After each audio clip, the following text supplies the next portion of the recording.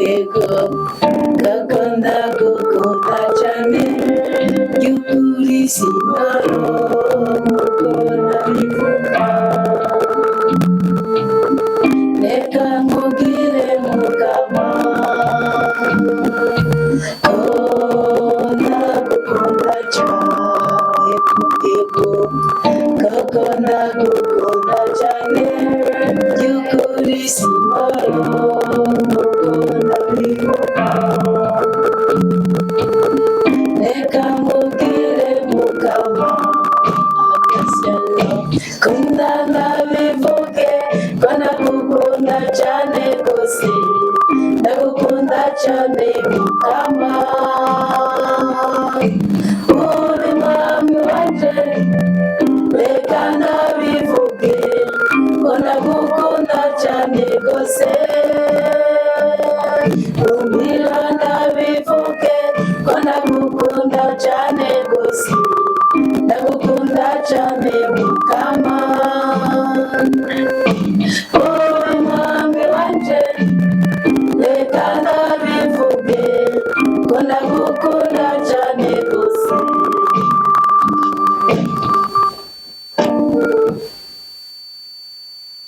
Mashimwe. Amen. Mashimwe. Amen. Ndabahaye mwiriwe cyangwa mwaramutse bivanye n'aho muherereye. Ku mazina ni Ninazo Theodosie, umwana wa resitora Komera Kristo ni muzima wo mu gicaniro cy'Inava. Nuko mbanje kubidondora kuko sijya mumenyereye, ariko nanje umunsi mama Komera yafashe risike aranyemerera kumpa akanya, aranyemerera kumpa ijambo. Ntiyasuzguye ko ndi muto, ntiyasuzguye iki, ariko yavuze ati reka umwana mukoreshe ko aratabura ndetse icyo Imana uko ibagurutsa n'amabuye akavuga. Haleluya. Reka rero abo turi kumwe nkazina babahe bidondore kwanza hama basubize ijambo. Murakoze cyane Theodosie, Imana iguhe umugisha. Ntabwo nafashe risike pe, ni mu buyobozi, ni mu butware, ni mu bubasha, ni mu budahangarwa bwa mpamvu yera w'Imana. Umutima mweranda nuko jewe ntiyanitanisha imbere mama studio restaurant Komera Kristo ni muzima. Ndakunda kandi ndukirejeho kubishimira kuko uborera iyorera ibikora muheza kigo. Tugire Kristo. Naganze Kristo. Hama nanjye nitwa Kezimana Alice, nanjye nkaba murigiye muri no groupe ya Komera Kristo ni muzima. Groupe nkunda cyane, inyubaka ku mutima, yanyigishije byinshi, haba gusenga, inyigisho nyine zikankomereza umutima n'umubiri. Nkaba ngize ati tugire Kristo. Naganze Kristo. Tugire Kristo. Naganze Kristo. Hama nanjye akazina nitwa Marina Richards, umuhungu wa studio restaurant Komera Kristo ni muzima. Amina. Tugire Kristo. Naganze Kristo. Nakunze uhoraho Mana ugira neza kandi Imana ugororotse, turagushimira Mana ubuntu bwawe, turagushimira imbabazi zawe nyagora ku ngoma, turagushimiye Mwami kaka karyo uduhaye ko kongera kuganira ku ijambo ryawe mutangabugingo.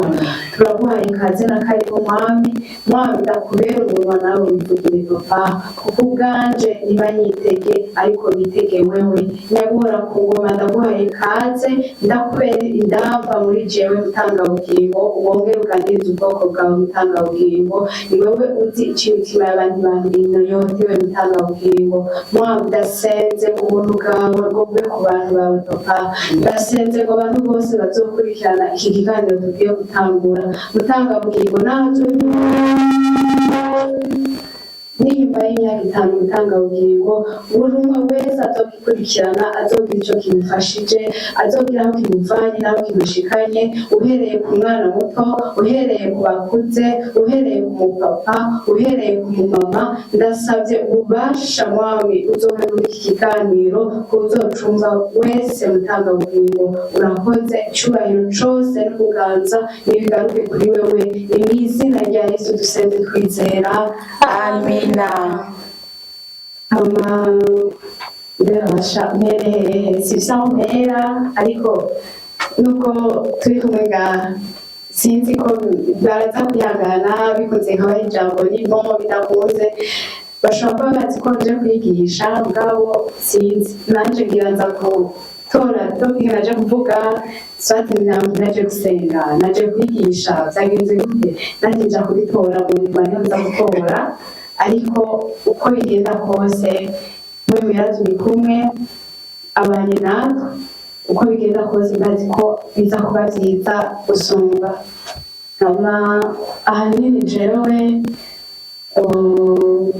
ikintu numva noherako ikintu numva novuga ndashima Imana ukuntu ndezwe neza ndashigikiwe muri iyi resitora kubera Kristo n'ubuzima haba jewe nje muri partage ikintu kandi nibaza ko muri mwese nta muntu yokumviriza ibiganiro kuva mu gitondo umwaka wose amezi angahe ukaba udafise ikintu wovuga ati komera Kristo n'ubuzima yaramvanye kuri esikariye ya mbere irashaka ya kabiri kabisa mu Burundi umunsi nyamara umuntu azaga kubaza eske wewe muri kijya kiganiro wumviriza buri gihe ni iki cyaguhinduye ni iki cyagufashije mu gihe wovuga ati ntaco kabisa mu Burundi rero ahanini nagiye mbanze gushimira cane ndashimiye mama Hezbollah kubera Kristo n'ubuzima yagamurukiye impano ikamuha kuvuga ubutumwa ikamuha kutubyara mu butumwa ndamukengurukiye cyane yagamurukiye Imana imuhe umugisha amina hama ndashimira kandi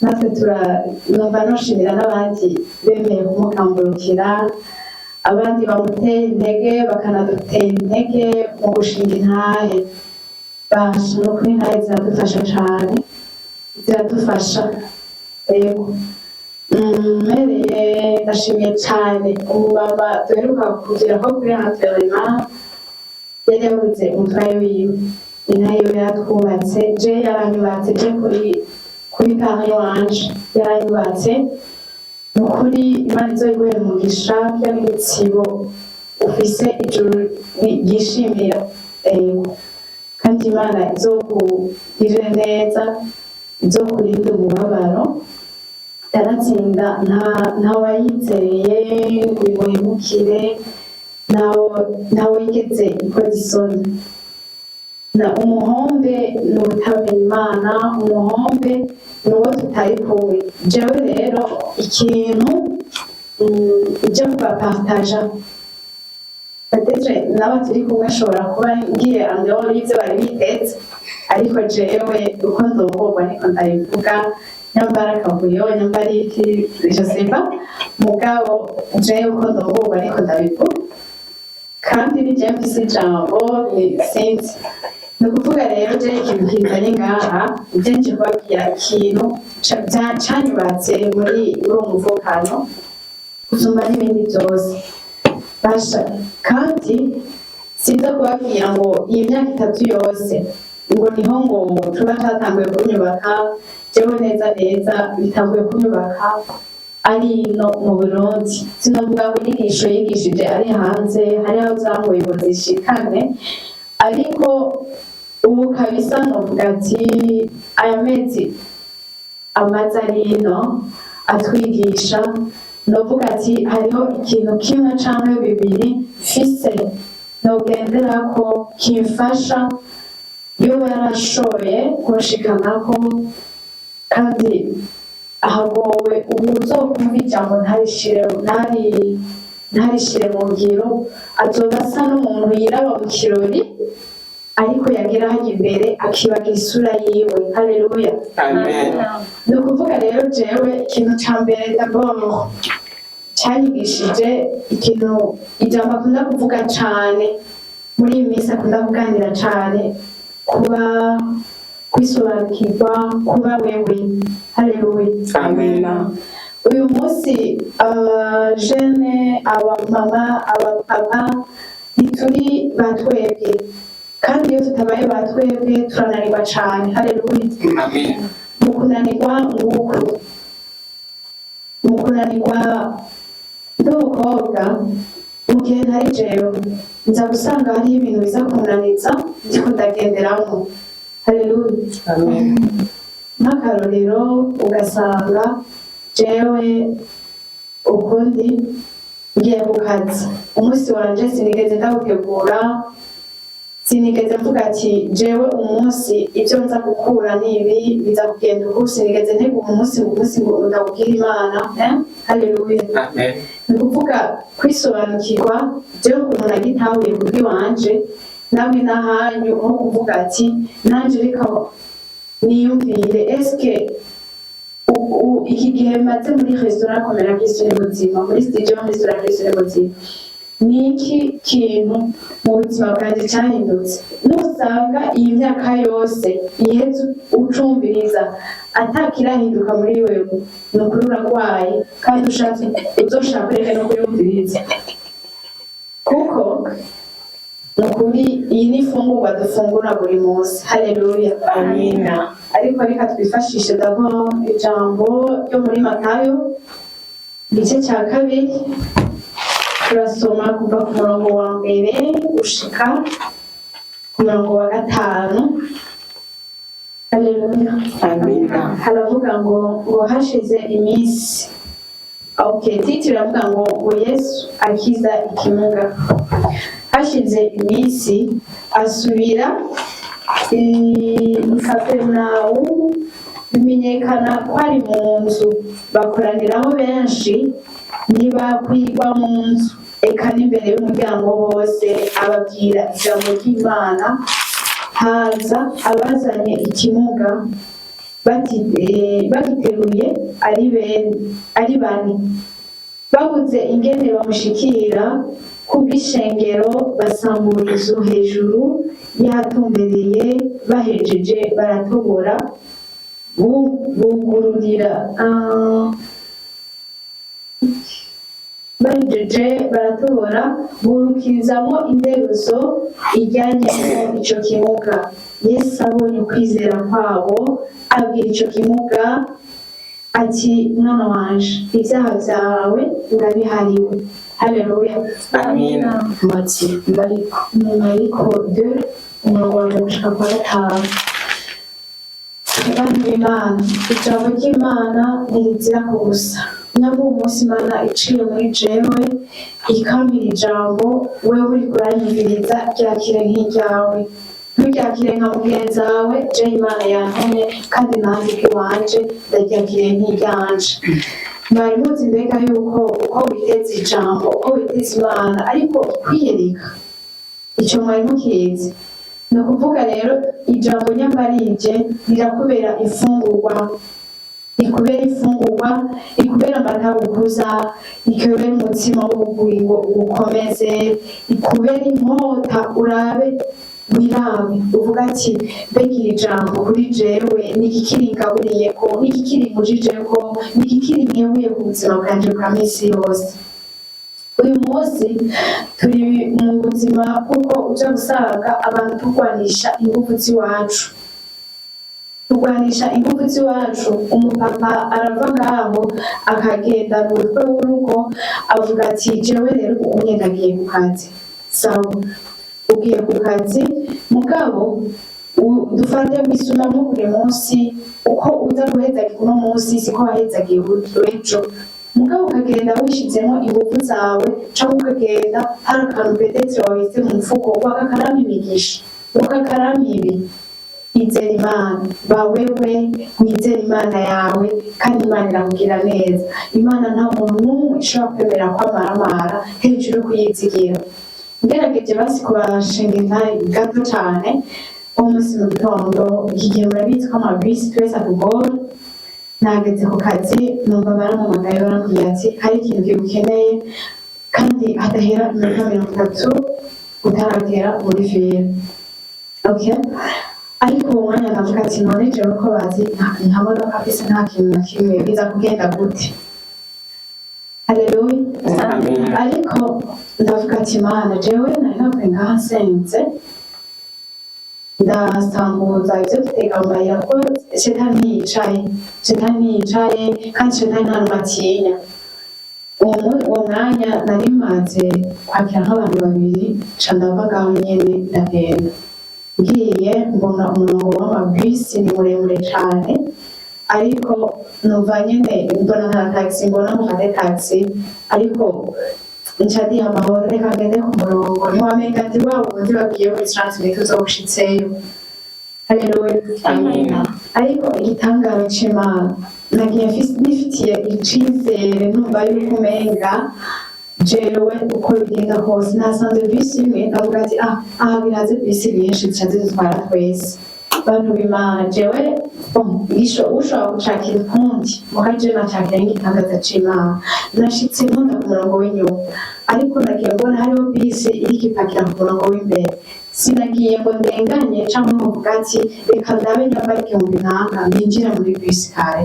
Nagiye natonda ku murongo inyuma nk'abandi mvuga ati ninamara iminota 5 mbona ata bisi ndaheza ngende kurondera taxi. Haleluya. Buno nyene nzambona bisi ija kuja gupakira abantu b'inyuma, ikiraza iparika just imbere yanje ngo kubera kuri wewe nkujira ngo tugiye dupakira ngo mukume ku murongo uko nyene. Bari icyo gitangaza iyo ni ntahe ni ukuvuga rero tube twebwe je nagiye mfise ivyizigiro Imana yanyeretse yuko igihe cose ndayizigiye atari na rimwe intendereza. Haleluya. Amina. Ni ukuvuga rero jewe ibi bintu ndiko ndabapartaja yaranyigishije aratwigisha kubana n'Imana buri gihe. Ni ukuvuga iri jambo nabasiguriye iki kimuga Yesu yakijije urumva deja carisobanukiwe kiravuga ati aba bantu barisobanukiwe baravuga ati twebwe rero uko bimeze kubera ukwizera, harimo kwizera d'abord, harimo kwimenya. Bavuze ati baratobora ntituzi ngo ni inzu ya naka batoboye ngo tuzi ngo vyagenze gute, ariko turabona ko bari bafise ukwizera gukomeye cane.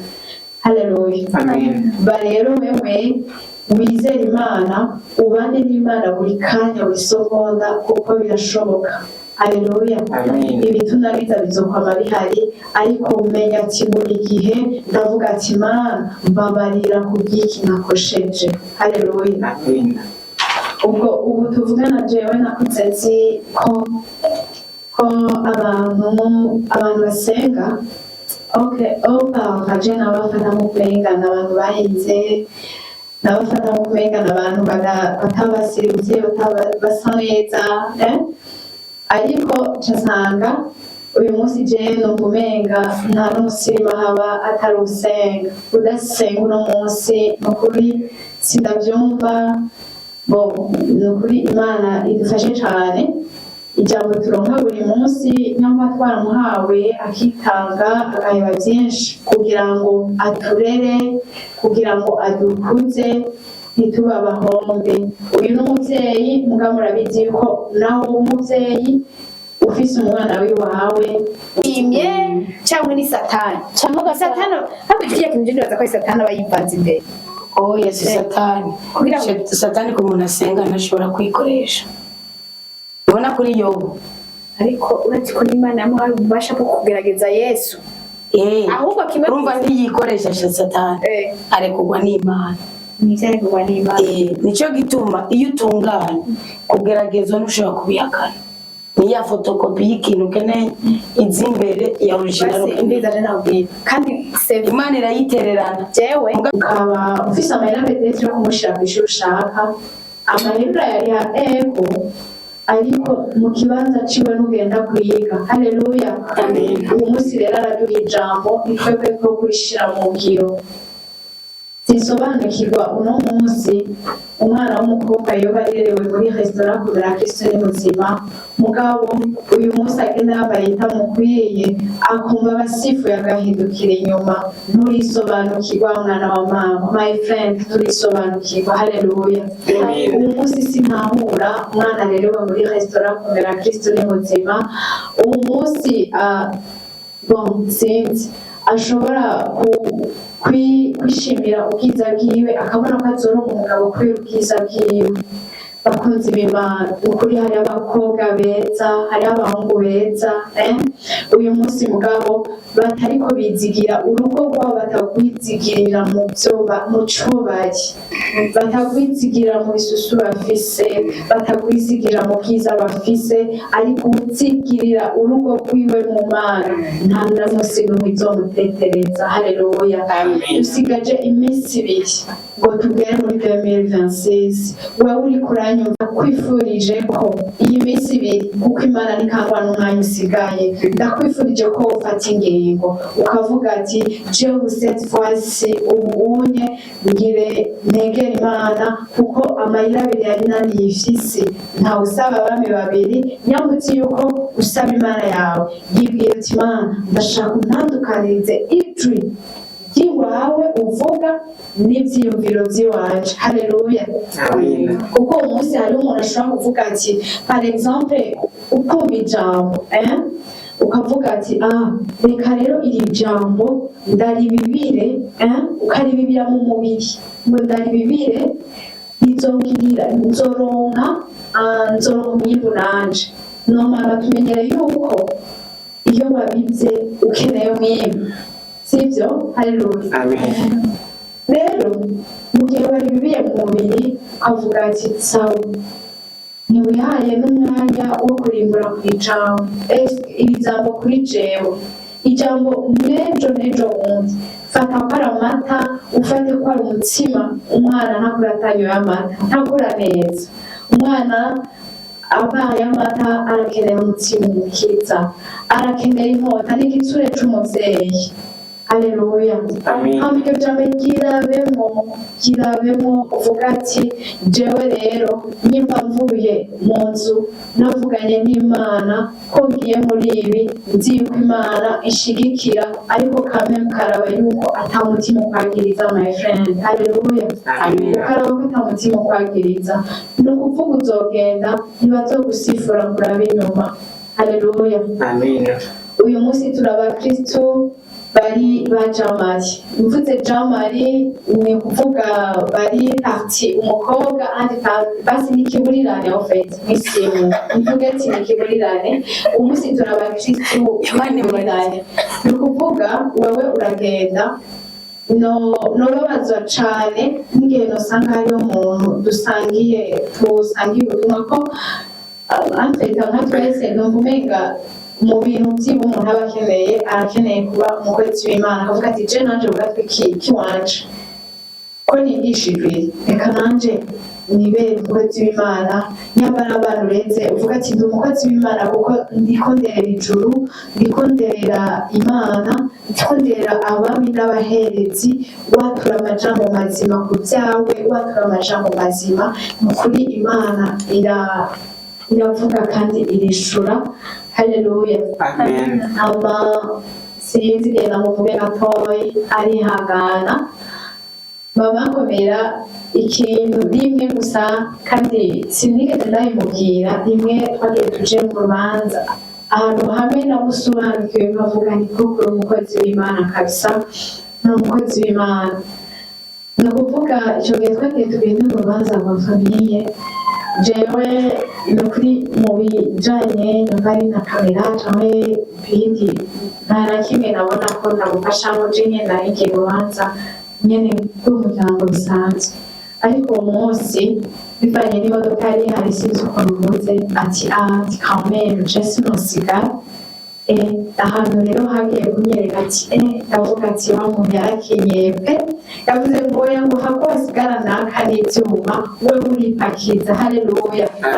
Ico kintu uwo munsi ubonye ari sur place, umwana w'umuntu cyarazitaje, ariko mu nyuma cyaraneze kiranyereka ati nta kiri muri bya bintu byo kuvuga ngo wari karaba bafatiye yuko ng'umuryango ikintu kitamushigikiye mu gikorwa c'Imana kabisa. My friend, mwebwe sinzi uwo bizohura iyo wibonera iyo mvuga yamubonye. Haleluya. Ni ukuvuga rero aho hantu ndo umwanya naramushafuriye nk'umwana w'umuntu, mugabo nyuma ndavuga ati ndavuga ati oya naho namushavuriye icyo kintu kirumvikana navuga ati ni ijwi ryo mu mutima ryanganirije kandi uvuga ati ni Imana yaganirije Imana yaramusohoye biciye kuri uko kuntu yaranyeretse yuko mu gihe noba ndi mu nzira igana ku Mana atakintu na kimwe ashobora kumushigikira.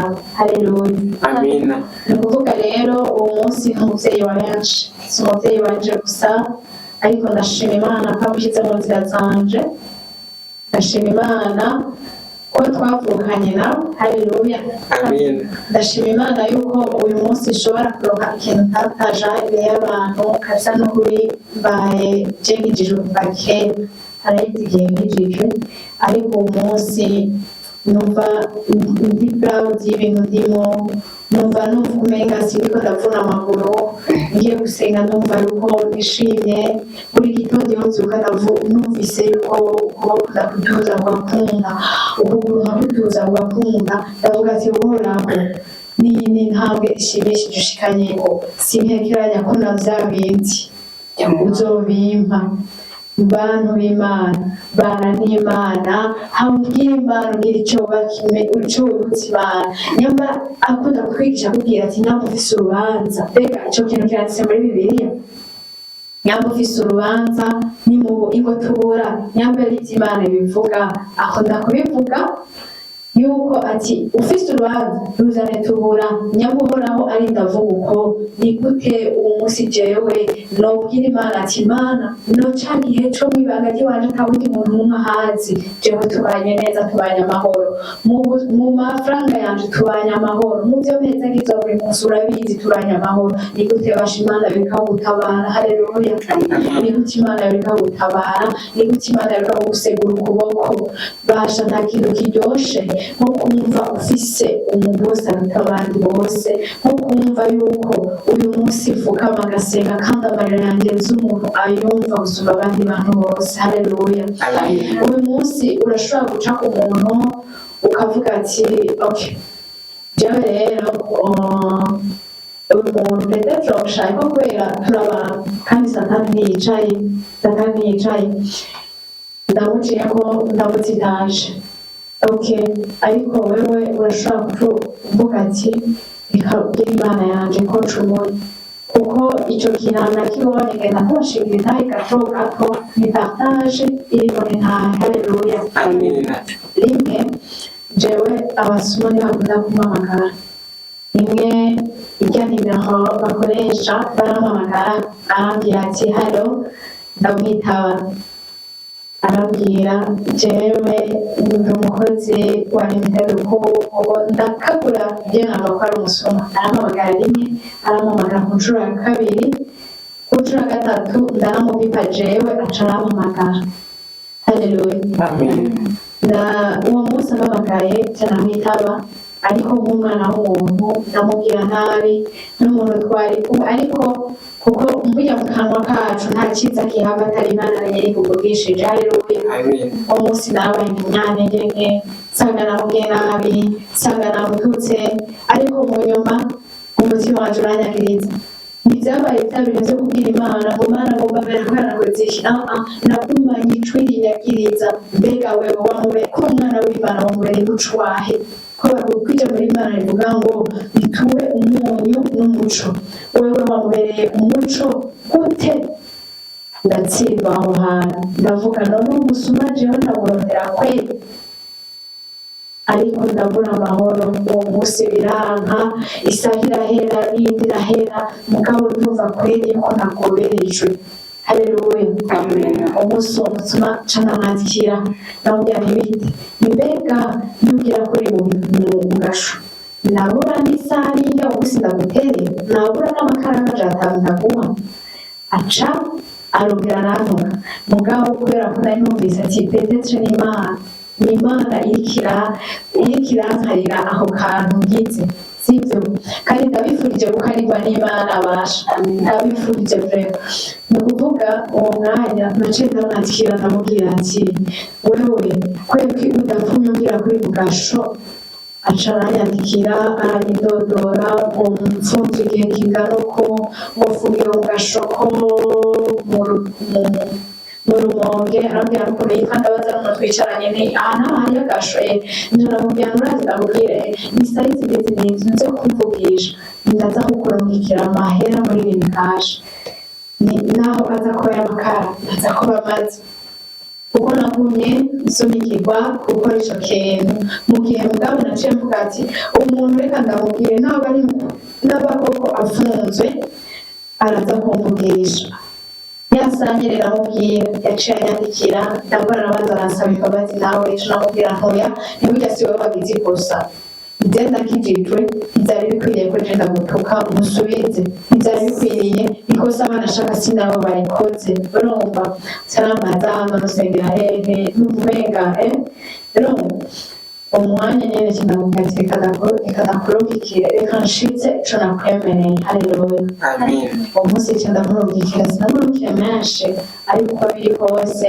yagitse icamumarira ndabizi haleluya uwo mwanya nyene je ntiyasubiye kunyandikira kuri ya nimero yaciye anyandikira arambwira ati nari nifuza no turi inshuti tujye turaganira bishobotse ati jewe ati nahora nkora ibi narifise ibintu by'iwanje uku Bujumbura ati umukuru nagitse ikibazo baramfunga ntiyambwiye idafungiwe mugashaka kugira ntaco n'imana izokubwira neza kandi ntiworeka guca muri iyo nzira ntinobabara cane mu gihe nobona iniraha yawe ikiyo kirasibikira ashobora ngo ndagaruka kuko rero ndamubwira ikintu kimwe ngo nuko indabikwemereye zidosubira ngo kandi ngo umugabo ntuzontange udasabwe ntirambwira ntiyaje sinagutanga ntavyo nokora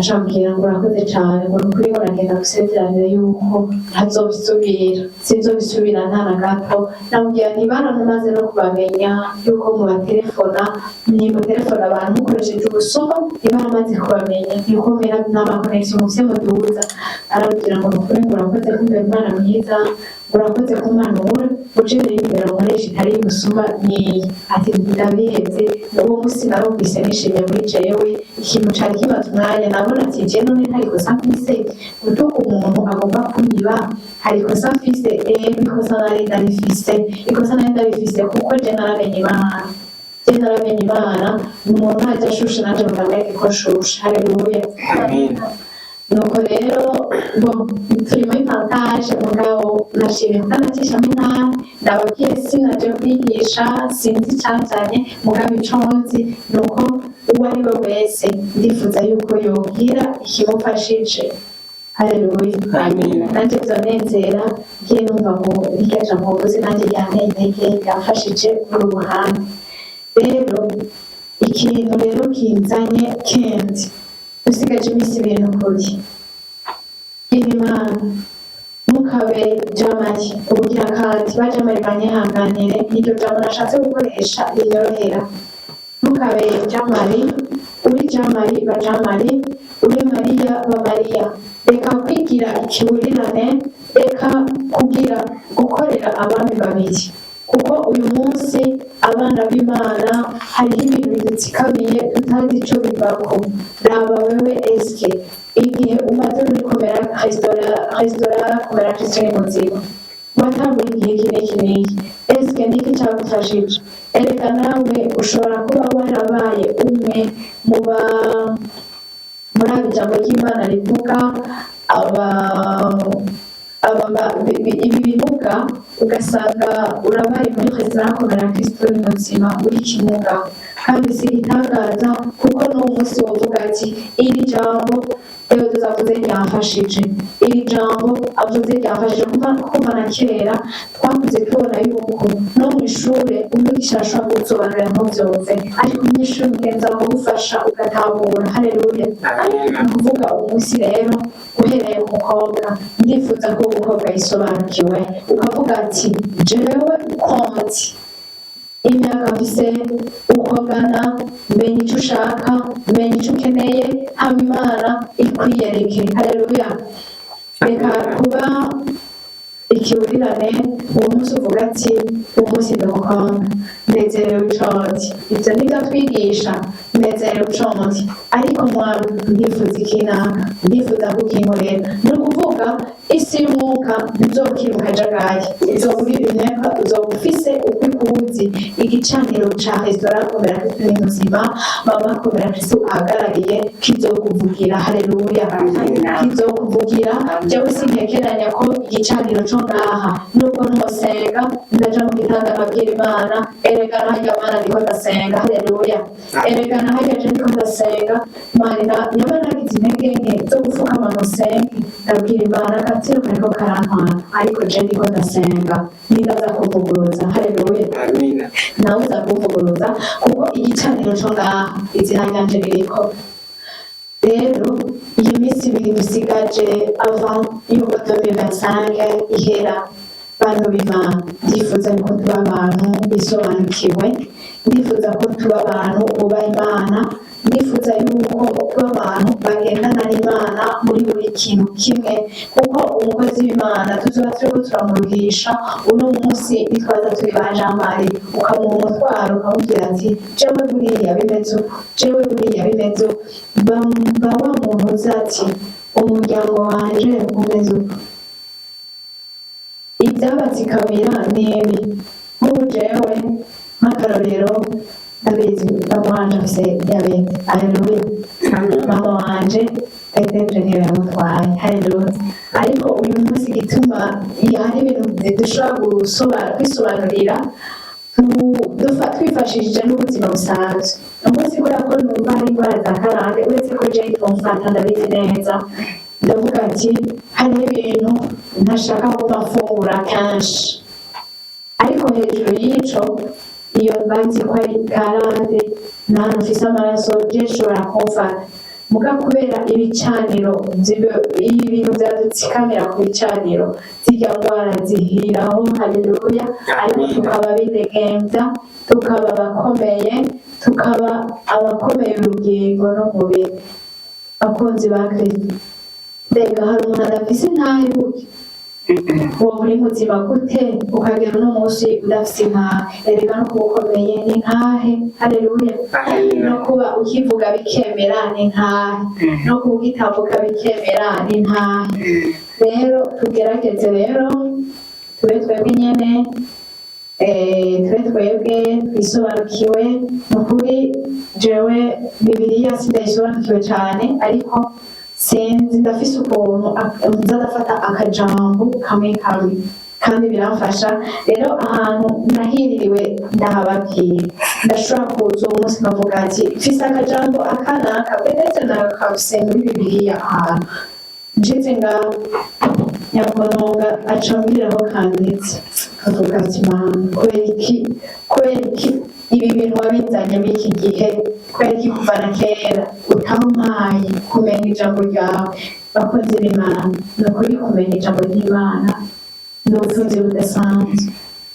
ni umugisha ni ibintu je ntashobora kugira kwiyumvisha n'ubwenge bwanje rero ndabifuje kuba mu bihe wisobanukirwa mu bihe byo gukunda Imana mu bihe byo gukunda Imana 2026 ikubera umwaka wo kwimenya wo kwisobanukirwa wo kuba uri proud y'icyo uno munsi ntiwidodombe ntuje ku bitanda erega uwo munsi petetre umukobwa aravuga ati none Mana kubera iki abandi bantu tungana barongowe jewe ntarongowe aho bambewe wowe Imana yarindurije gushika uno munsi kugira wumve iri jambo ni ukuri uri umunyamahirwe ati umunyamahirwe gute Imana ikurinze jana n'igisambo utazi aho kivuye utazi yavundurutse ariko uwo munsi ugenda uri umukobwa wisobanukiwe ubwira Imana ijuru ntaco rikenye ijuru ntaco ribuze rirafise abagabo beza b'inyankamugayo uwo munsi ushobora kuba uri umukobwa uvuga ati uwo twobura wese nokwemera uwo twobura wese akampropoza mariage nokwemera mbega ereka satani yabasha ntawe idakoreraho haleluya umunsi rero nje kuri wewe mugore nje kuri wewe mukobwa umunsi ugasanga umugore uri mu rugo ukavuga ati umugabo wanjye petetre nta relation ntaki twese tugendana utuntu tw'udukonfije tuba dufise ariko umunsi nyamara ushobora kuvuga ati sawa je rero kandi umugore yisobanukiwe ko ndumva yisobanukiwe ndashira amavi yanje hanze sengera umutware wanje ubu aguma aja hanze jewe ntakimbona vuga musenge ntuvuga ngo jewe reka nanje ngo ndamushavutse aho ibambewe inshuti yanje ubwire babaze wowe n'undi wawe sivyo kuko ubwire uza kurisha umubiri wawe uza konona abana bawe niwabona umugabo ibigorana byose vuga mubwire imana yawe irakumva imana yawe iri preza umwanya wose imana yawe iri preza umwanya wose niyo mana yonyine ishobora gutahura no mu gihe ataburi umuntu umwe gutahura haleluya kandi ndumana n'imana mukuri sinakoresha imana ashobora gutererana haleluya amen rero jewe iri n'isezerano rifise kuba niko ndavuga uno munsi ava yuko umwaka uhera nari ndabifise kuva Novembre kuva le 21 Novembre nari nabifise muri jewe navuga ati peut-être sinzi ko ari ntahe sinzi ko ari iki mugabo nzomusaba afate risque ariko yambwiye ko atari risque yafashe afate risque ampe mvuge ntababeshya abantu b'Imana maze igihe numva ubwiwanje jenyene kandi mu gihe ubanye n'Imana neza Imana irakuganiriza haleluya maze igihe numva ndero bibarabara ugasanga nyine dufise utuntu nikakumenga ati ko ndivuga mu Isirayeli biki ndashimira rero Imana umunsi kw'impaye kuvuga twatongoshwa nari maze imisi mbivugana haleluya umunsi rero reka tubanze dusome muri Zaburi ndakunda Zaburi n'ukuri nico gitabo kinyorohera umenga kirasobanutse gusumba reka nsome nifatishije telefone Zaburi igice cya mbere igice cya mbere ku murongo wa mbere gushika kwa gatanu wahirwa umuntu atagendera mu nama z'ababi adahagarara mu nzira y'abanyabyaha aticana n'abacokoranye ariko ibimuhimbara biri mu byageze by'uhoraho kandi ibyagezwe vyiwe bizashira ku mutima ku murango no mw'ijoro haleluya wazoba nk'igiti gitewe hafi y'imigezi y'amazi cama igihe cacu ibibabi vyacu ntivyuma icyo azokora cose kizomuberako ibi ababi ntibamera batyo ariko baba nk'umuguruka utwarwa n'umuyaga haleluya ndabifurije rero muri 2026 tugiye gutangura kuba nk'igiti giteye hafi y'amazi cama igihe cose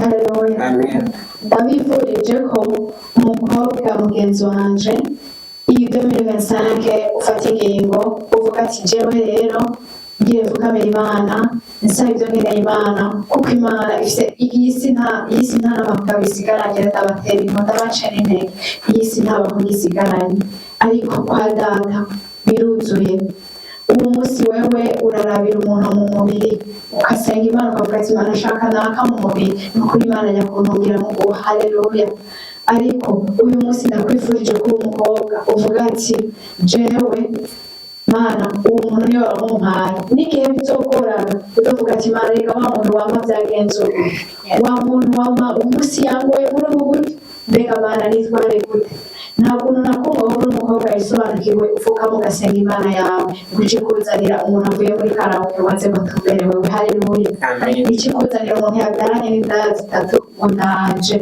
uji wawe haleluya amina nta kuntu nakumva wowe umuhungu wisobanukiwe usenga Imana ufukamika amavi yawe abiri ikakikuzanira indaya yiyorobeka haleluya indaya yambaye umubiri w'umukristo umunsi turafise indaya zambaye umubiri w'umukristo mumbabarire ndabivuge muri ubwo buryo ugasanga araba mu rushengero n'umukristo ari mu rushengero ariko hanze ntari igitabo gisomeka bakunze Imana ndabifurize kuba intare zigendera mama komera ni intare yigendera muri byose impamvu ndabibabwiye n'iyi uyu ahantu aranyubaka ndava mu ijambo ry'Imana aranyubaka mu bintu bijyanye n'ibikorwa ni umukozi w'Imana Andres Dasabasha, ni umunyabikorwa n'abana batoya, ni ukuri ni umunyabikorwa Imana imumugisha cyane, ndetse ibyo nari kuzoshobora gukora Imana yashyize kuri we, ariko ndashima Imana ko yambereye imbere, akarambera umuco nanjye, akarambera umunyu n'umuco je mu buzima bwanje. Ndamushimire cyane imbere ya kamera, ni ukuri ndishimiye kuba uri umubyeyi wanje, kandi ndishimiye kuba ndi umutwari wawe mu bigaragara. Haleluya. Ni ukuvuga aradufasha guteka n'abana, guteka ibikorwa bisanzwe, ni umuntu w'umunyamwete, afite urukundo, kandi anahana mu bintu udashobora kwikangura, uza kwiyumvira erega n'ipimisha yabaye hano, uza kubyiyumvira, si ibintu uza kuboneraho ubwo nyine. Ni ukuvuga rero ndashima Imana y'ubwenge budasanzwe, Imana yaramugize idogoga imukorera, kandi ndamushimira cyane. Yakoze gukangurikira Imana kugira ahebye byinshi, iramuto, sinavuga ko afite imyaka iyi n'iyi, ibyo ntamubona ko iyo myaka ari myinshi, kuko uwo munsi hari umukobwa wipfukamye asaba umugabo afite imyaka nk'iyo afise. Haleluya. Ariko Imana yamuhaye ishure, sinumva rero hejuru y'intaye yiwe umukobwa azoza kugira kunanirwa n'urugo, umukobwa azoza kunanirwa n'ibi. Yaratwihaye wese, uko twiha wese yatubwiye amajambo yiwe, yatubwiye ibyiwe, yivuze urusaku muri make. Jewe ntinya no kumviriza, kubera hari bimwe bimwe nabona ndatinya kumviriza, sinobabesha. N'umunsi yavuze ko ariko atanga live intaye yiwe, uwo munsi sinzoba mpari, sinzovyumviriza, kuko n'ubumenga vyonkomeretsa, vyombabaja, sivyokunda ko sinzi nta equilibre no afise sinibaza uwo munsi. Rero reka tumushimire Imana, reka tumushimire Imana yamuturagije. Wowe rero ufise ico ushaka kudusangiza, igihe giheze kubera Kristo ni muzima ihari, kuko najumva ko namugaye imyaka yose ibiri irenga ku amezi, ngiye kugororoka aya mezi ahari. Novuga yuko arimo guhera nko muri Fevrier niho ngiye kugororoka, nkibona jewe mu ijambo ry'Imana, nkibona jewe kwisobanukirwa, nkibona jewe kugendana n'Imana buri munsi, buri kintu, kuko nasanze byoroshe, birashoboka, bidafatiye ku byo mfise, bidafatiye kuki, byose biroroshe. Ntuvuge ngo uri umupapa bw'umunsi biragugora, ukavuga ati reka ngire nesikoke petetre ndo ngicungabira umuryango. Oya, Imana irazi ibyo ukeneye gusumba uko ubizi wewe. Vuga mubwire Imana iki gitondo sinkeneye kuba mu manyanga, ariko ndakeneye ko umugisha wawe umbako. Tuzobaho turi abakristo, umuceri uduga tuzobaho, ibiharage biduga bizobaho, amazi aduga tuzobaho, kandi imishahara yacu itaduze. Haleluya. Kandi tuzoba turi mu kuri kw'Imana. Rero Imana irafise amakufra igenda iraduha, irafise uko igenda iratuyobora. Nubwira nyamara umugabo ukabwira Imana, Mana sinkeneye kumaramara imbere y'umugore wanje n'abana banje, nyambika icubahiro giturutse kuri wewe. Imana ntizoshobora kwemera ko ico wabye ku mugore, ntizokwemera ko ico ugabira umuryango, ntizokwemera ko buri kintu na kimwe tuzodepoza mu bisi hatagira ubutsi. Ariko twebwe bavuga ati nta mpamvu twabonye ko kugoma mu kazi kacu, ariko twabonye ubereye gukora hano hantu. Haleluya. Turinde rero amaso yacu, turinde amatwi yacu kwaraba ibitabona neza. Ubu munsi uromujene ugasanga telefone yawe yuzuyemo amakode, hariyo parti irimo ibiterasoni, kurayo. Hanze y'Imana basha nta buzima buhari, sinzi ko mwe mubibona. Hanze y'Imana nta buzima buhari, hanze y'Imana hari ukwihebura, hanze y'Imana hari imiruho, hanze y'Imana nta kintu na kimwe kizima twafise. Ariko niwitigira Imana ukayigira chef de chef, ukayigira protocole de protocole, ikakubwira kuri vola, ugategeka nawe ugiye gufata imoto, bwira Imana ati bana nanje, n'akantu gasanzwe ariko n'akantu gafise ikimazi, n'akantu kajugumiza isi y'umwuka. Uyu muntu arisobanukiwe, Imana bana nanje, abana n'Imana yiwe muri buri kintu kimwe. Si ibintu byose bikubahuka. Hariho umuntu ushobora gusanga peut-être umukobwa barakuzi kwanza ariko urasenga, barakuzi ko wumviriza ibiganiro buri gihe, barakuzi ko muri telefone yawe waba wumviriza ijambo ry'Imana, ariko quelque part hari umugenzi wawe ari proche arazi ko hariho agafilme pornographique kari muri telefone yawe. Ndugu yangu, wibaza ko ejo hazoba ikintu atinya kukubwira ngo urega nawe ngo muri amanyanga umega bakwiketse. Haleluya. Imana rero twambika igitinyiro mu gihe twebwe natwe twihaye agaciro tukereka icyo turi mu maso y'Imana. Bakunze b'Imana, erega Imana yaduha icyizere kugira ngo yaduha icyizere cyo kuba mwiza. Bwira Imana ati, Mana, iki gihe cyo kubaho kwanje ndakeneye ko mbuba ikimazi, mbu icyo wandemeye. Haleluya. Ubu nta muntu n'umwe adafite n'ingabireka. Ibi rero ni mama kubera n'isi yabimbwiye ukandisha namubwira nanjye sinzi ingabire yanje, ntayo nzi. Oya, kimwe gusa no kukwigana ntabyo nashobora basi ndakora kuko ubutumwa ingabire yanje ntayo nzi, ariko hari peut-être iyo kandi ndafite ingabire yo kwakira abantu. Ariko ibyo n'ubwishyu bigira ngo nibyo muri jewe Imana imbabarire kuko nitanga icubahiro nitanga ingabire nayo ngira byumva nimba izi ko nkeneye kumenya ingabire yanje nkayikorera nagukiwe. Nukuri ndashima n'Imana kuba hari ibyo itaragezaho abaye kumenya ingabire yanjye, kubera ko hari igihe uyu yarose urugo ataramenya peut-être umuhamagaro wiwe cyangwa yari yarawuzingamitse. Amen. Yaba yari yarawuzingamitse, urumva ko yategereza guhura n'ikibombe kirasubiza abagiye hama akagororoka. Haleluya. Amen. Yategereza guhura n'ikibombe, ariko ni na byiza burya hariho abahuye n'ibibombe ubuzima babugiramo batera batakarizamo ubuzima. Hariho abahuye n'ibibombe batera bagwiramo rwose, sibyo? Kuko iyo abantu ari babiri mu nzu, wewe igituma ndabahimiriza cyane gufukamira Imana, kubwiriza Imana, nuko nzi yuko abantu babiri bafise hari ikintu peut-être badahuriramo. Kuko umuhungu w'umupagani meshereza arondera umukobwa asenga, arondera umukobwa yiyubaje, hariho abo gusohokana, hariho abo kugira iki, mugabo arondera umukobwa asenga, arondera umukobwa umenga isobanukiwe. Ni ukuvuga rero we utasaba Imana guhumura amaso izo kuzanira fotokopi y'icyo uri kurasaba. Mbega waruzi yuko iyo uhuye iyo fotokopi ije mvuge fotokopi utabwiye Imana ati Imana ndashaka ahantu kuba ikimenyetso, waruzi ko ishobora ikuzanira fotokopi inyishu yawe yegereje. Waruzi yuko uri umukobwa ushobora kuvuga ati mfise umuhungu turiko dupanga ubukwe, turi muri fiançailles, hasigaye ukwezi kumwe tugire mariage. Uyu munsi umugabo akubwiye ati rero tutaryamanye ibintu by'iwacu birahagarara. Haleluya.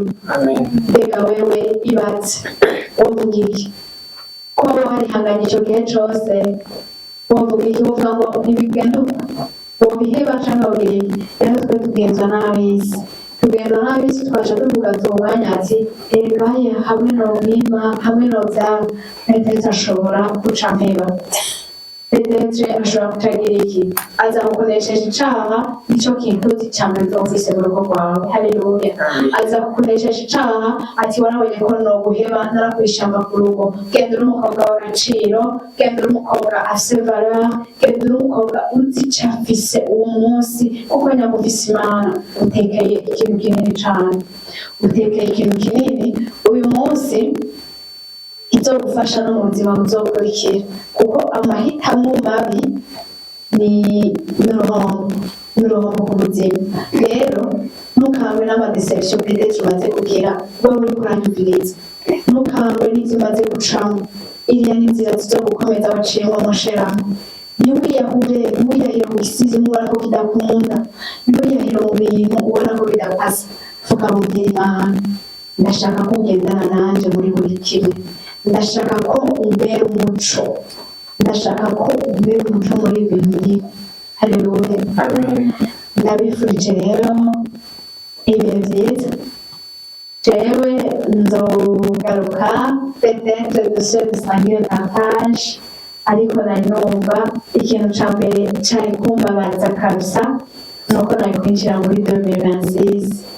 Aya majambo yararemereye umutima wanje, sinzi uko yakiriye, Peut-être ashobora kuba abaye mato bivanye n'ivyo wumvise, ariko nanje niko ngana, nanje niko ndeye, ariko ndifuza ko wowe wumvise hagira ico agufashije n'izina ry'umukunzi wacu Yesu Kristo. Amena. Reka ngaba n'ijambo nabo bashobora kuba bafise ico bamaze gukora muri restaurant Komera Kristo ni muzima, nahabo nahanyu namwebwe karibu, ariko ndabibutsa abantu mutanga intare, muratwubaka, muradufasha, icubahiro cose kidugirize Data. Amen.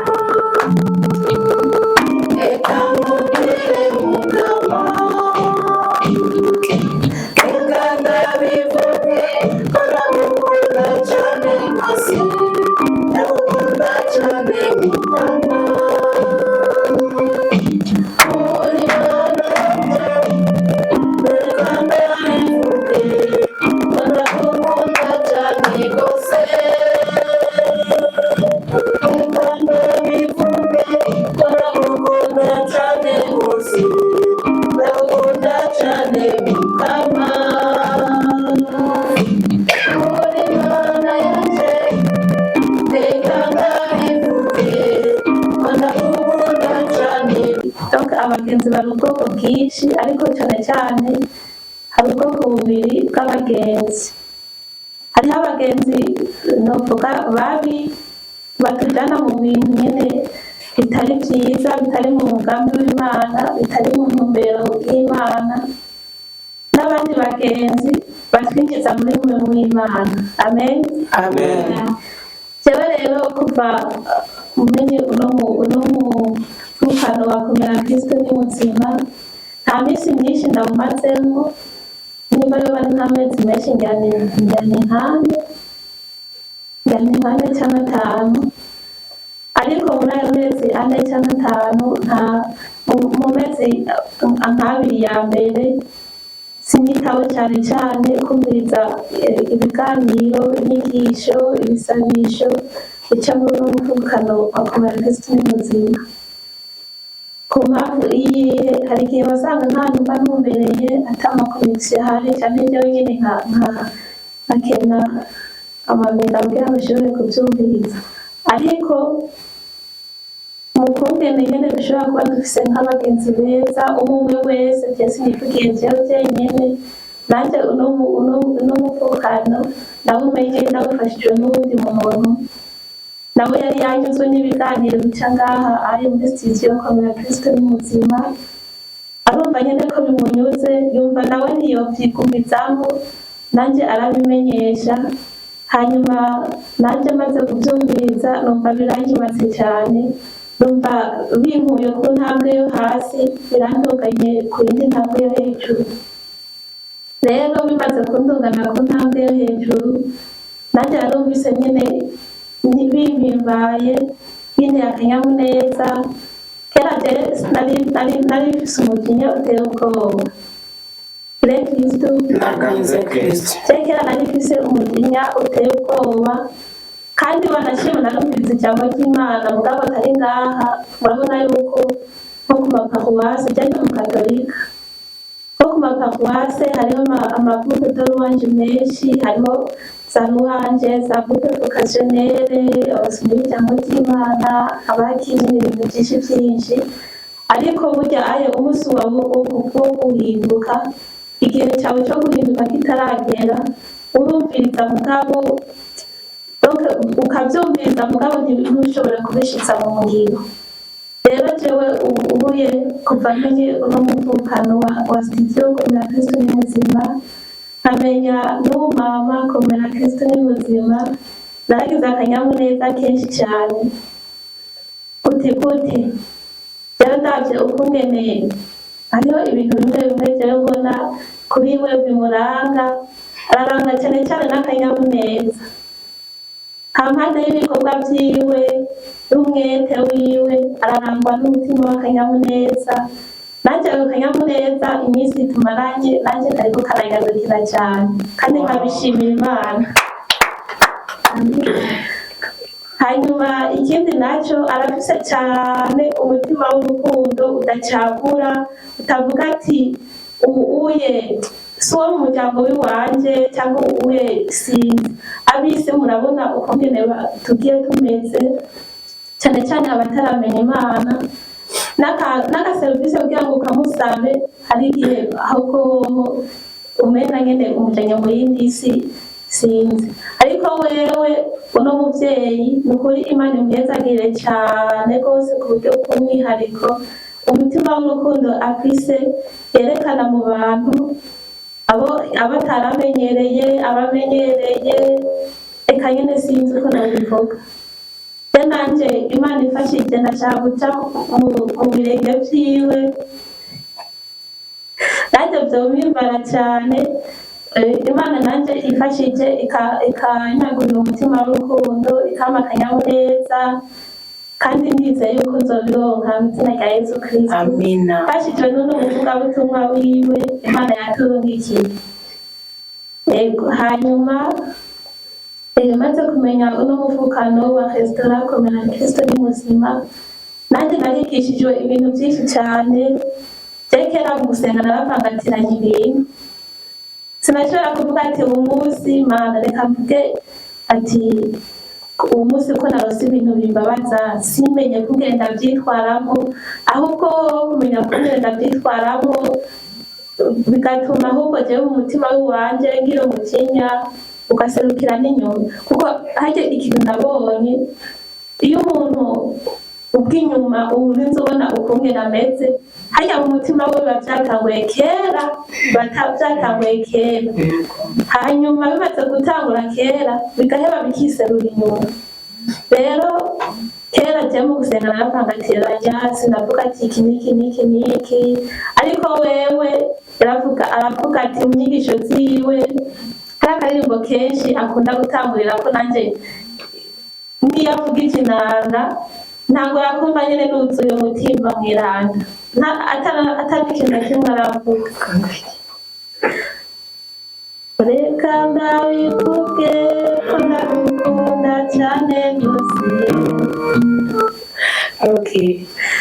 Yego, hanyuma nubwo ntabafise umwanya cyane wo kumviriza inyigisho abagira atange cyangwa nyine kungene abagira asenge, nanjye biratangura bikanyubaka cyane.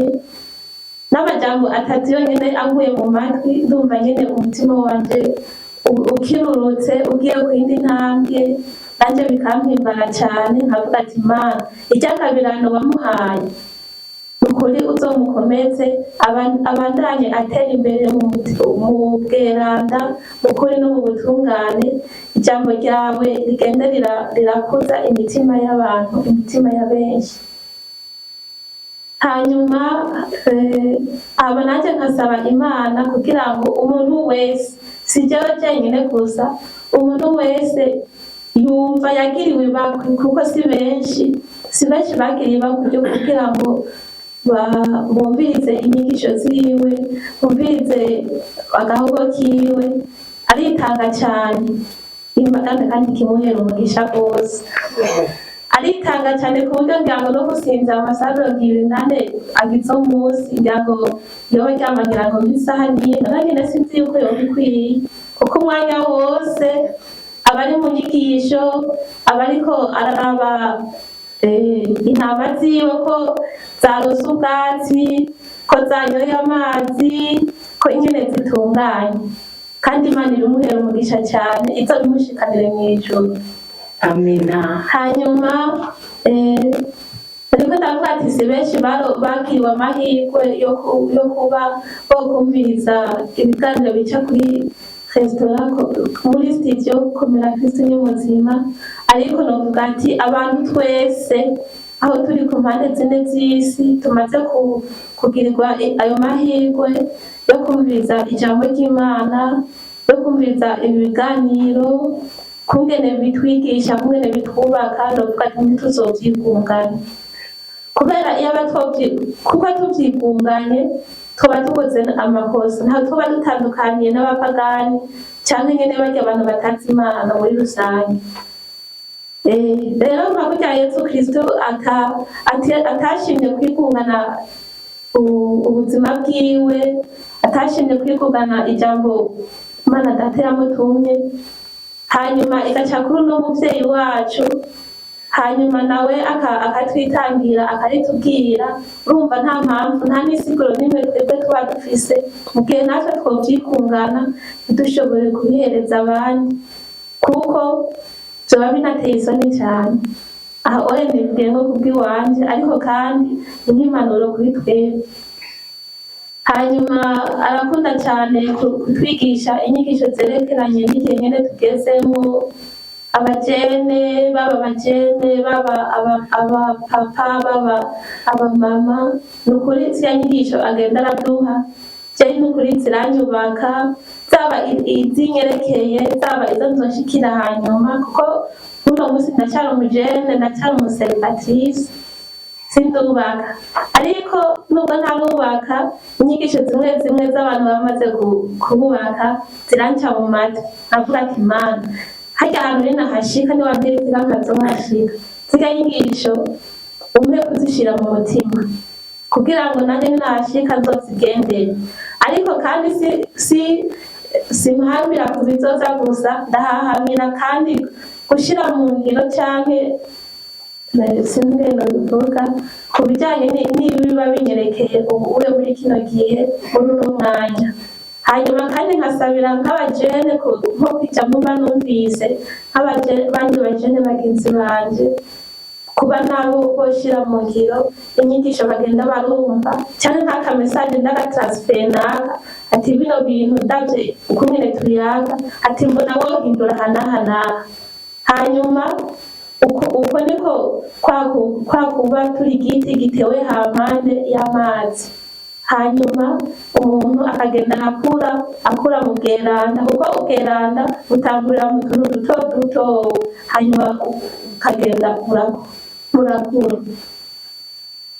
Hama muri rusangi twagushimira Umukama kukungene yamuhaye ingabirano, akamukura muri vyinshi cane yagiye aracamwo ubuzima bwiwe, ikagenda iramwereka umuco gushika ashikire novuga umuhamagaro wiwe, nawo ukaba uriko uranakura abantu benshi cane ku mpande zine z'isi abashobora kumwumviriza.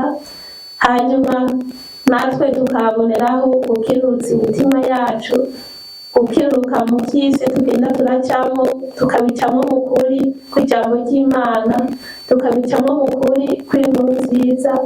Hanyuma ubwami bw'Imana bukabandanya bwaguka, bukabandanya butera imbere kw'isi, hakaba akanyamuneza mw'ijuru, wowe urumva n'impundu gusa.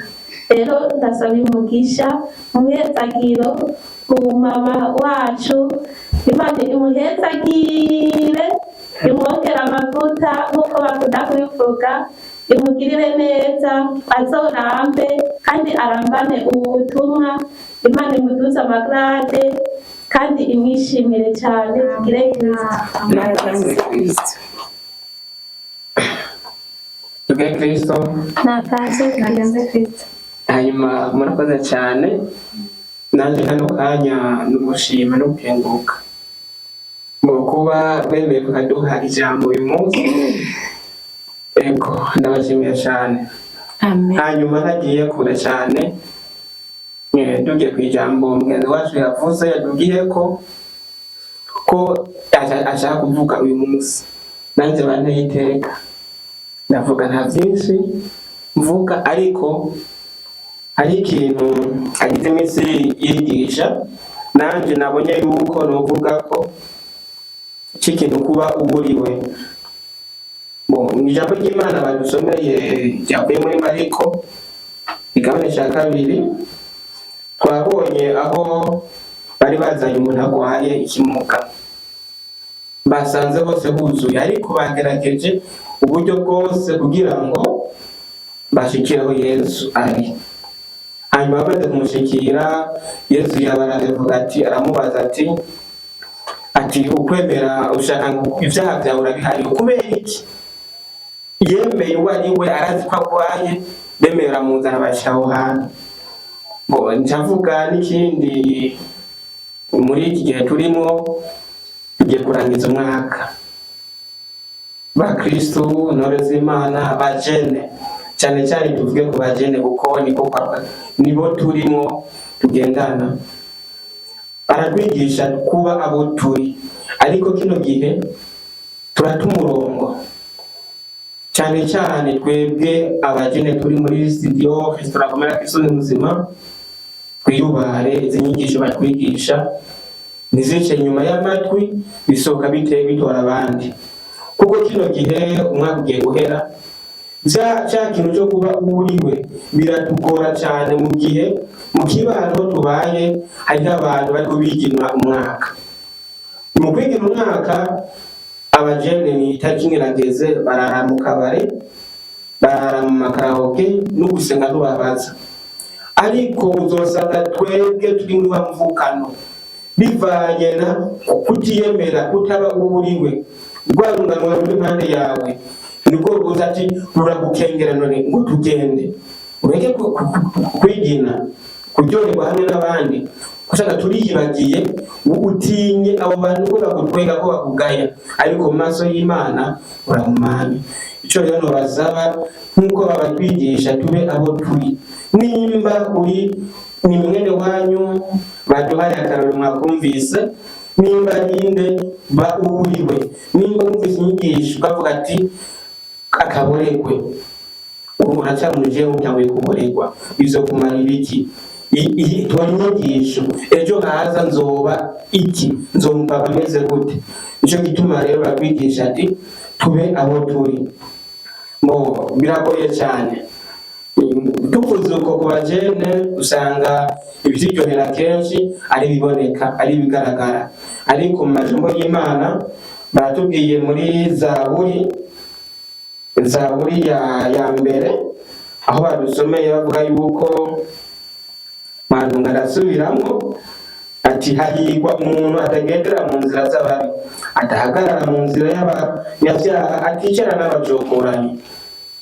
Abantu turatabona neza, hahiriwe umuntu atagendera mu nama z'ababi. None natwe za nama twicaramo ryarigara twicaramo hajyahaye, ibyo tuvuga biraheza icubahira Imana. Umugeni wo mukomera Kristo ni muzima, n'ikihe kintu wicaranye na ba bantu mudahuza ukwemera uganira nabo? N'ikihe kintu gituma uva muhira kugenda kwicara mu kabare, wari kugenda kwicara mu rusengero cyangwa muri Sunday school baye naho uri ahandi mu gwaruka wigisha? Kubera iki ibyo bintu utabikurikiza? Baravuga ngo adahagarara mu nzira, adahagarara mu nzira y'abanyabyaha, aticarana adahagarara mu nzira y'abanyabyaha, aticarana n'iki n'abacokoranye. Ariko ibimuhimbara biri mu byagezwe by'Uhoraho. Tugire Kristo. Naganze Kristo. Ibiduhimbara uyu munsi biri hehe? Ibiduhimbara uyu munsi bitwerekeza hehe? Tugire Kristo kandi. Naganze Kristo. Ibiduhimbara kino gihe ni kuraba afite amataye meza, ukuntu bambaye. Benshi baratwigisha ati kino gihe usanga umujene arasenga, ni umuririmbyi, hari muri protokole, ariko hageze saa moya y'ijoro, saa tatu uramwobe uwo ari we, usanga yihinduye ubundi muntu. Nicyo gituma rero izi nyigisho zaje kugira ngo zidufashe tubohoke. Burya nicyo mutazi, mujya murumviriza intare yiwe mugage biragenda, natwe turakura inyigisho ko kino gihe arakubwira yuko afite akanyamuneza kadasanzwe, ariko natwe kino gihe abajene kugira akanyamuneza ngo dufite stress gusumbya n'abantu bubatse ingo. Tugire Kristo. Iyo stress ni idukura ku mukama imaziki. Ni muze rero uyu mwaka ugiye guhera 2026 duhindure ije twagenda mu 2027 duhindure ndikabiva gusa baduhaye tuvuge nawe ejo aroba ari wewe niko uzoba kwirata bije muri kumira Kristo n'umuzima. Kubwanje abo yaje inyongerereza nko bamwe bivuga hari ibintu cyangwa kugira ngo ukire uko Kristo mu kumira Kristo n'umuzima. Jewe nayitanguye imaze amezi 6 kubenda cyane yinjira gusa mu watanguranye nayo, ariko sinari mu gihugu, ariko ndiko ndaraba ibintu numviriza ntari mu gihugu cy'u Burundi ntabwo byanyubaka. Kubera iki? Acakintu ariko ndababwira bivanye naho uri bituma utukwemera wiva murasenga ijambo ry'Imana ukarivuga nanjye nari umukorezi nayobora abandi, ariko hari ikintu mbona nari imbuzi icyo gihe kino gihe n'ibinkundira amugabo nabakwa n'umwanya natakaje. Icyo gihe ndabyumviriza nanifise n'indi mirimo nayindomoye n'abandi bana, ariko bivanye n'ahantu turi nukuri sinababeja ukiri umujene uri mu bantu ahantu hari abantu baborerwa, uri ahantu hari abasambanyi cyane wewe bizokugora uteza kugusenga cyane ugakovya.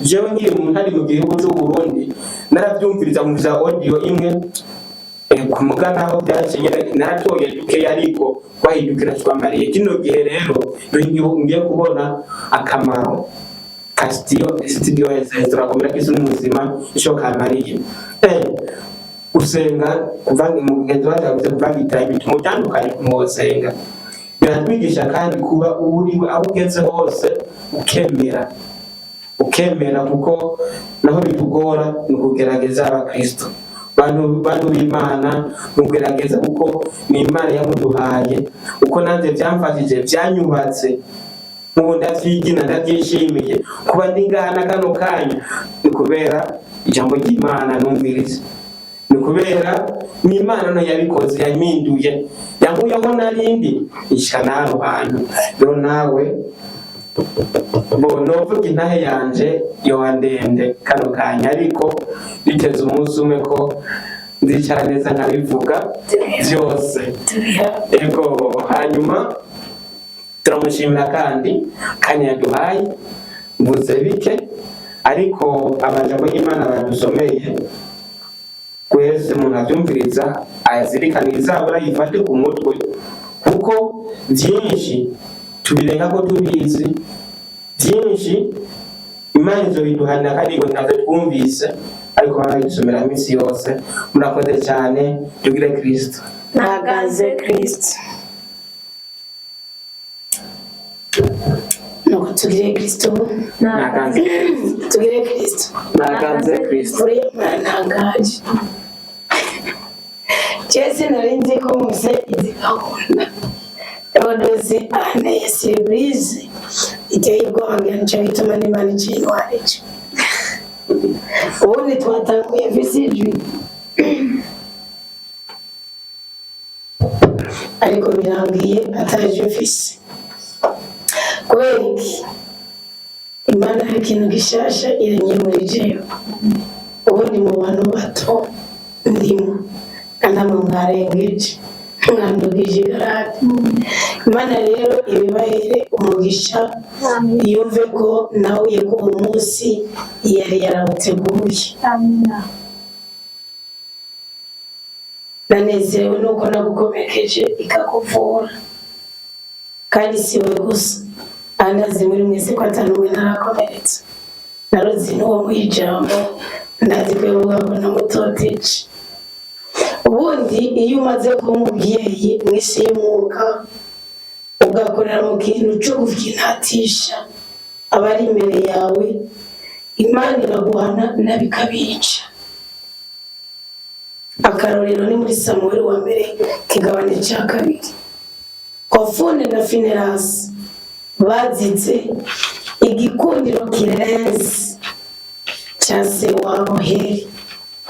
Heli Imana yaramukunda, iyo yari yaramutoye imugira umugabo w'igikundiro birenze, wari umutama munini Imana ikunda kandi n'abantu bakunda. Imana imuzeza ko ari we azoza akora iby'ivugabutumwa kumwe n'abazovyara. Mugabo rero ngo abahungu biwe bagira intege nkeya. Imana iratuma umuhanuzi ati genda umbwirire Heli, hana abana bawe bariko babyitwaramo nabi. Heli ngo aho kubakubita wakaza ati bahungu banje nimureke kubabaza Imana, umuhanuzi agomba aza kumbwira ngubu nguko umuntu nakubabaza Imana kuko izobagirira neza, munamwe ko muriko mugeraganya Imana ngo ninazobaza abantu. Mugabo abahungu bagasubiye kongera kubera ikindi yigera yerekana agashavu. Bivuze kuko Theodosi ni umukobwa wanje mu isi y'umwuka, akaba murumuna wanje mu isi bigaragara, kandi mu isi bigaragara nawe ashaka kuba umwana wanje kuko namweretse mu mugongo gusumba uko nahetse abahungu nabyaye munsi amabere. Naramukikira mama agwaye nkamuha bibero, nayo narohesheje ku muri bakoresheje ikigobyo cy'igitondo. Mugabo rero naramumesiye nanje ndamunywesha amata na bibero kuko mama yamwibarutse amaze kugira amagara make, kandi nk'imfura mu muryango narimutse, sinawe wa mbere nahetse uwo tuvukana agira gatatu. Ariko rero byantangaje jewe ubundi ukavuga ati yarinda yibungeze yuko umunsi umwe azoganira. Yarabimbwira ngo yaje umunsi umwe nshaka tuzogira ikiganiro kuko ritari irya mbere nkumva biri normal. Ndavuga nari gukwiye gufata ijambo kuko ntiyiyitsi, mugana naramubwiye ko mwisi mukashaka ko ari mukuru wanje.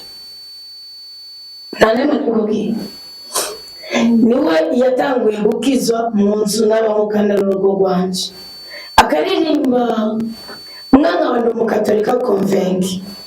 Mugabo ariko araririmba ari umunyeshuri yiga nko mu 11, numva nezereje no kuririmba kandi asirimutse, niwe yasirimuye nukuri. Rero mugabo afise ingabire nk'uko mwagiye mubivuga ugwaruka bw'uyu munsi, murakwiye kwisobanukirwa biyo muri bihangange naho muhuriye natwe, kuko nimugira ukuri kw'ijambo ry'Imana mukaba mukuze mushobora kumenya n'amakuru y'abanyamahanga. Utandukanye natwe twakuriye mu bishogoro, mu gukuka, mu kwikorera ivumvu ry'amasi. Icagaragaza ko uzoba umusirimu kandi yubaha umuryango wagenda kurwana n'ugwiri rwo gusasirira. Ariko mwebwe mushobora bwose kubikoresha ubwenge kandi muzi no kwambara ibirato, muzi koga, muzi kwiyugumura.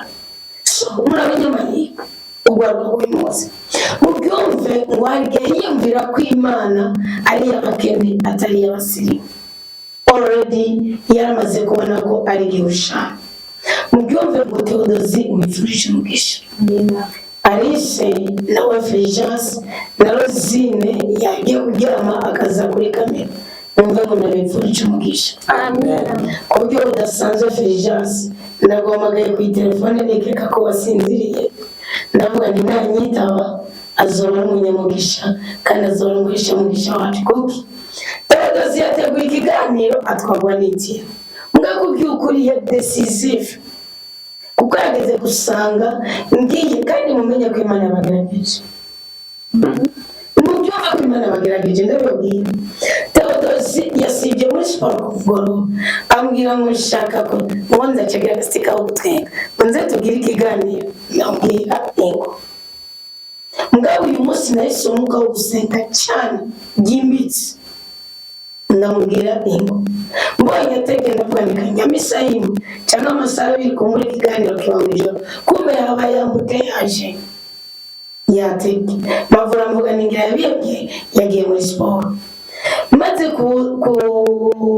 guhaguruka nawe mbona arashitse, cyarambwira ninge manze noge, ariko hari isengesho rigeze mbanza kurigira.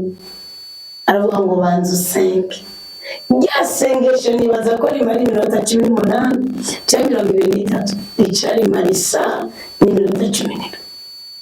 bisigura ko umubiri we wari umuriro ku kazi ariko araruha. Niyo mpamvu mwebwe ntigeze mbibabwira. Ageze ku ikiganiro kiba Theodose arasinzira, ndamuhiga ndamubura. Rosine arambwira ngo ari muri salo, Kate arambwira ngo ari muri salo, Migahise ndamubura. Sanga umwe aryamye ku ikosi imwe, undi ku yindi kosi. Navuga niyo babana, navuga niyo ni manque de responsabilité. Ubwo nyine ngiboga jambo akanguka, Theodose akangukira muri wa muhamagaro wo kwigisha. Aravuga nase kujya ku gitanda, sinzira gatoya, ingenza. Navuga ko ufite reke ni byejo, sanga yamaze kuza muri studio. Alice ndamubwira ni Alice, muri sote ndamwene wanyu. Nzinza kuno mutima w'Imana mbwate amagara na Fulgence. Ndagu telefone ni wali ya mayiti, uyita byotsi. Nukuvuga rero iki kintu Imana yari yagiteguye. Umwumve ko atakintu na kimwe Imana igira gusa. Kandi uko mwagiye munyipfuriza imigisha nabasabye imbabazi. Ndabizi ko ndi musi tuzona kiganiro twabiteguye pe sinaziga ko ari ibi. Kubera Theodose yaje ahabona ukomere. Amina. Kandi mwese ingabirano zanyu Alice yavuze ngo hari ibyo mutwigisha bizodufasha mu buzima buzoza. Nuko ariko n'uyu munsi ngo mbuze uko ndabivuga siko wavuze. N'ubu uko ubivuga ni kuvuga n'uyu munsi wawewe, kuko ejo hawe heza hazoza wahabwa nuko wisobanukiwe uyu munsi.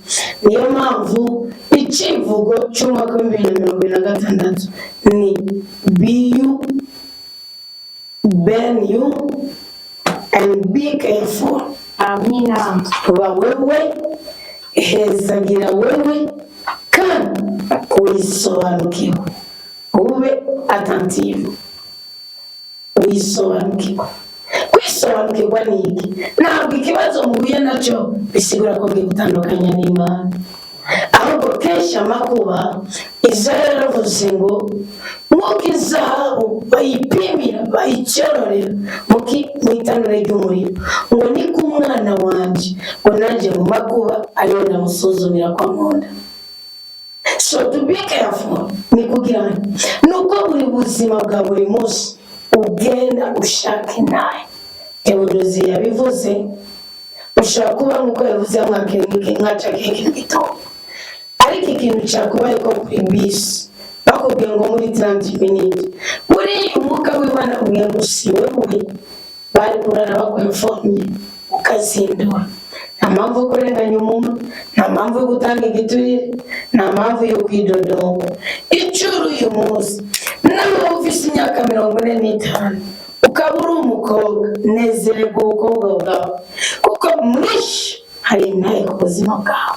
Mugabe utabinezerewe, inaye yawe uzoyifutanganya, uzocuba ijamari, uzocuba Yohani Mariya yamwanyigishije. Ni ukuvuga ure kuba umukobwa, ure kuba umuhungu, ure kuba umugabo, ure kuba umugore, ubikivangatirane. Theodose yavuze ngo ubikiburirane. So uwo mwuka wo kubikiburirane tuwirukanishe aya majambo atatu: be you,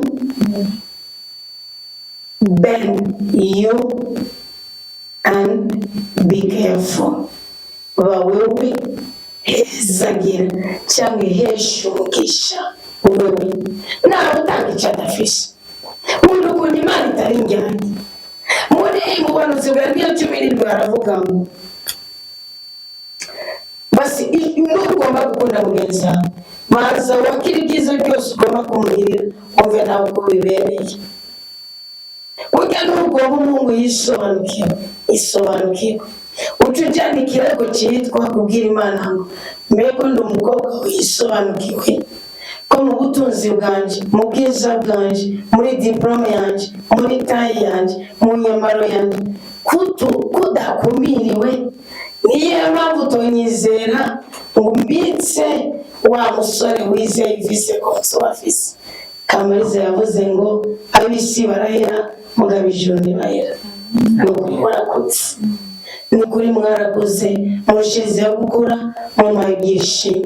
nibyo hari amavuta, hari amateka mwagiye munira ko muri na Merida, gukunda akazi icyo ndakizi naho mubona n'abatereranya akazi imunsi ukibaza ngo atamwete mvise nzoba nabonye icyarusiki ndi muri uwo mwanya magicecekera nubona ndagutumye ikintu ukabona umenga ndagutereranye nzoba ndikongora igisumba ikindi kandi gishaka gukoresha umugisha ubundi mu ngabirano nawe harimo umwete harimo gukora bwa namwe nabishimiye kandi birenze ikindi nacyo mu ngabirano nawe byanyeretse ko ni umubyeyi wabasumbye byinshi naho nukuvuga ndi hagati na hagati ngamwishimye kandi azi ko ni umubyeyi wabeje kubera iki sinzi kudekesha imbere y'ikosa imbere y'intege kandi Theodosi yavuze ngo akigwana no kubona ko yagwanye ubundi ntabwo ngomba afise mugamba ni sincere yavuze ngo nuko narayimubwiye ndambwira nti hako hashiba rozine wawurasiyo wowe yari yiteze ko ni senge yapfuye birumvikana ko rozine mu buryo bw'amaraso na jofani iyo sigana mugabe ikitujyanye si amaraso gusa tujyanye n'umwuka kandi agiye ahagarariye icyo gikorwa kigiye kuba so nabwiye ko n'abandi basengeza n'abari kuhaba ukabura mu isi y'umwuka igaserukirwa niryo hanga hama nongera ndagushimire hari nawe wagarutse ko y'uwitwa Alice ari muri Saudiya aheruka kubona umutsare wiwe umuhungu wa studio restaurant Komera Kristo ni mutima inaye yiwe narabonye ko yagukoze ku mutima kandi cyanangaje yagukoze ku mutima cyanshingiye kuri jewe kuko yarangarutse ko wewe n'ubwiwe arambwira ngo wiyumva gute yavuze ngo umugabo wiwe yagize impanuka ntiyamuhitana kuko Imana yabona ko bagisigaje akandi karyo ko kwiyunga ya umugabo ntiyaratunganye n'umugore ntiyaratunganye ngo rero mama Komera Kristo ni muzima kabivuze ngo wahagaze imbere yanjye ntabwo yambona ko mpagaze hari igihe naba niciye mu kanari mpagaze pe ngo niwe yadufashije arenza agenda ubwami bw'isi atadena busigi asize yimatanije nabwo n'ijambo Kristo yavugiye Getsemani narabonye ko ariyo nayo yagukozeko icyo cyagukozeko ndabeje warakimbwiye wagerageje ukimbwira ariko Alice kandi yaratwubatse cyane none rero mwumve ko muriko murakura kandi muzoba abanyamugisha muzubaka ingo zirimwo abagore n'abakazana muzubaka ingo zirimwo amasaka n'amasakaramentu muzubaka ingo zirimwo amahoro zizira amahane muzubaka ingo ziri mu butunzi zizira ubukene ndabishingira naye mutambwira ko n'iryaryo ni kuko Zaburi ya 24 Theodosi yaduserukiye yatwugurira ijambo yahawe ijambo Mose yavuze ngo sinzi ngo ko ndi mu kavuyo ugira ngo umugabo ndi muri partage nanjye mbivuga kuko nzi neza yavuze ngo ndakunda Zaburi ya 24 itangurwa n'amajambo meza avuga ngo izahabu n'ifeza n'ibyo biteka nimba so ari se umwana wacu Yesu Kristo uzomubura niki bawewe ndasabye mu bimboneza mu baserukisi abajene bo muri uyu muvukano bari kuri iki gicaniro cy'intabo ejo nindabakarira ntimuza kwigera nibaza ko ndababa umuhungu adufasha mu by'igikoni uyu munsi namubwiye niko mfise wo kwirukanwa nabasanze mu gikoni hari desordre kandi nzi ko atabikoko binaniza umuntu no kuboka kumuha muri muno munsi ndabasabye iki gicaniro mucanye Imana ikibahera mu kwiza ikibahera igikundiro ikibahera ibyiza ikibahera ibyishimo izuba rinde kubabara n'umwuzukuruza azokomoka kuri mwebwe azobyaza umusaruro iki kiganiro mu mayi uyu munsi nshimiye mwebwe rero ubundi murazi ko yamfashe mikoro narekura nshimiye abari muri studio zine ni mumubona mugabo arahari arakomeye ameze neza aciye atenga tunakumbuye na sorire yiwe turabyikumbura kuko Rosine atinya amakosa. Rosine rero iyo umukosora w'ikosa umwishe apana ko shavura no ariyanka yumva umwere ntiyari gukora ikosa.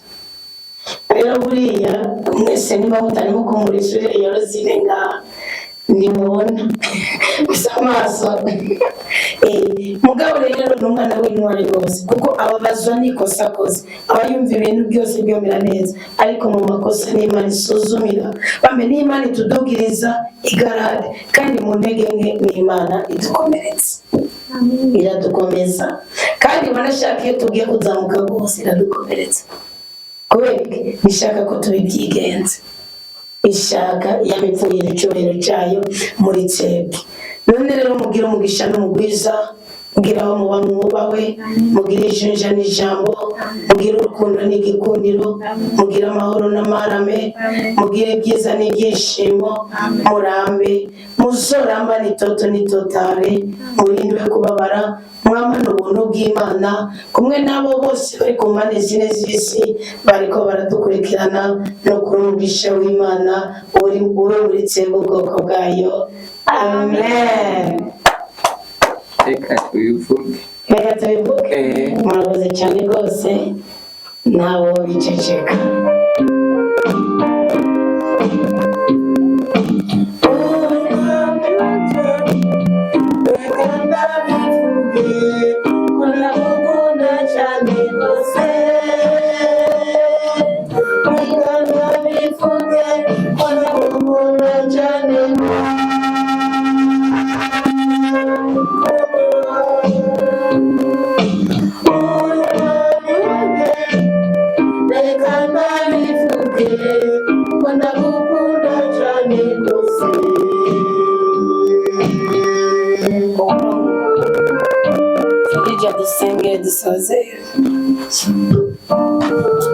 Mana data wa twese uri mu ijuru, turagushimiye cyane kano kanya waduhaye, turagushimiye twebwe abana bawe, turagushimiye cyane kubwo wadushoboje tukavuga kano kanya duhabwe icyubahiro, amashimwe n'ayawe, impundu n'izawe, none na Yesu Kristo umucunguzi wacu turakwiragije ino joro tugiye kuruhuka. Turaguhereje kandi nabumvirije kino kiganiro, urabaha umwe wese ahari atwarimo ijambo rimwe rimufasha, natwe ibyo twavuze byose ngahaye ubiduhere umugisha kandi bidufashe. Urakoze cyane, twizeye ubw'umwami wacu Yesu Kristo ubutatubwirana amani imwe. Amen. Murakoze rero.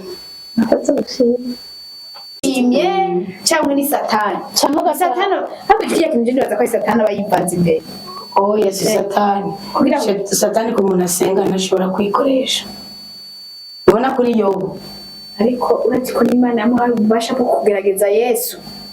Ahubwo kimwe urumva ntiyikoresha Satani arekugwa n'Imana. Nizere kugwa n'Imana. Nicyo gituma iyo utungana kugeragezwa ntushobora kubihakana. Niya fotokopi y'ikintu kene izimbere ya original kandi Imana irayitererana jewe